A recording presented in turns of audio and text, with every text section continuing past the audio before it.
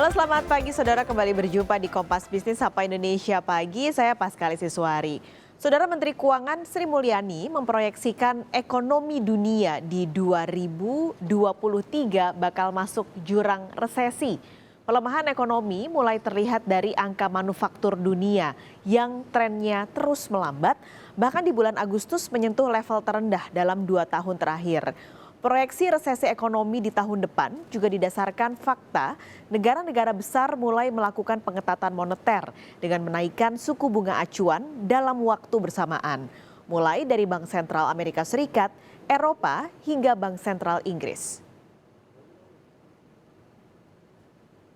Di 14,4%. Ini menggambarkan bahwa kita masih relatif dalam kondisi yang cukup stabil.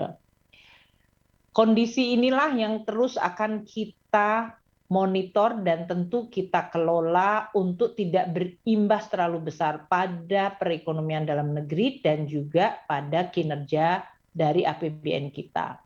APBN terus akan bekerja sangat keras untuk melindungi masyarakat dan perekonomian dan melindungi APBN sendiri dari guncangan-guncangan yang terjadi akibat tadi gejolak yang terjadi di pasar keuangan global, pasar komoditi maupun geopolitik.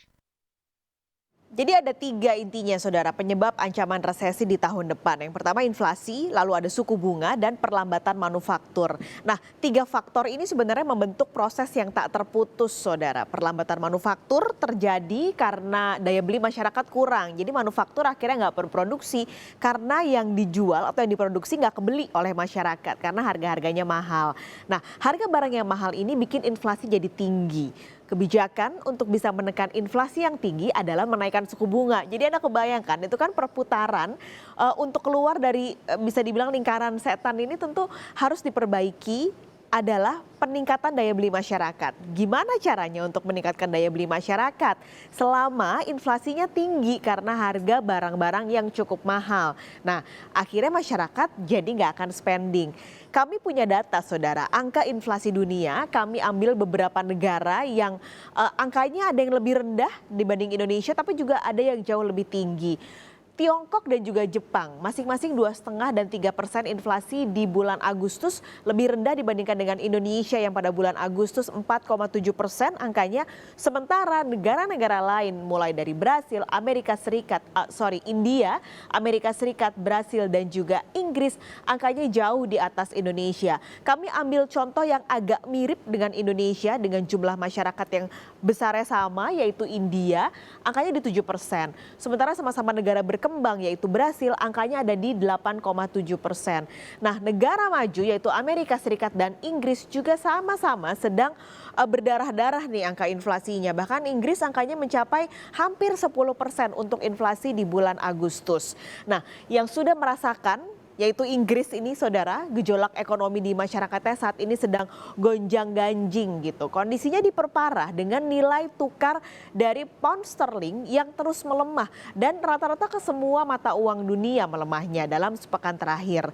Nilai pound sterling kini mencapai kalau dibandingkan dengan rupiah adalah 16.400. Padahal tahun lalu pound sterling bisa mencapai 20 ribuan rupiah.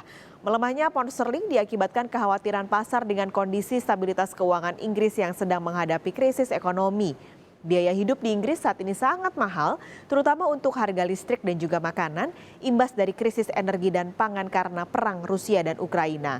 Dampaknya, inflasi Inggris meningkat drastis.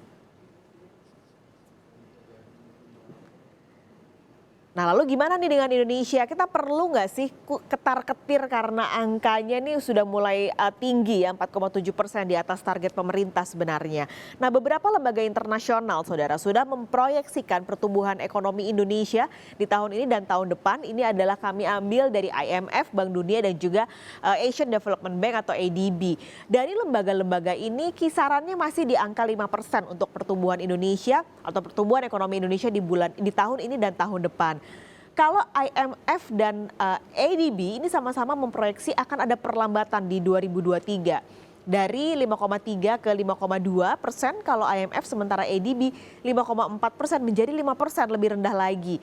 Hanya Bank Dunia yang memproyeksikan di bulan Juni angka pertumbuhan ekonomi Indonesia ini naik dari 5,1 ke 5,3%. Nah, sejalan dengan apa yang diproyeksikan oleh lembaga-lembaga internasional ini, ekonom juga berpandangan sebenarnya Indonesia ya bisa dibilang relatif aman lah dari ancaman resesi. Kalau melihat dari angka pertumbuhan ekonominya dan juga daya beli masyarakat yang sebenarnya trennya masih naik. Meskipun sekarang inflasi juga ikut naik ya trennya. Tapi bukan berarti nggak ada PR saudara yang harus diwaspadai. Terutama soal konsumsi masyarakat yang merupakan tulang punggung ekonomi Indonesia yang mulai terancam dengan inflasi yang tinggi. Kami berikan pernyataan ekonom untuk Anda. Ancaman dari perlambatan investasi karena tahun 2023 itu kan tahun pemilu.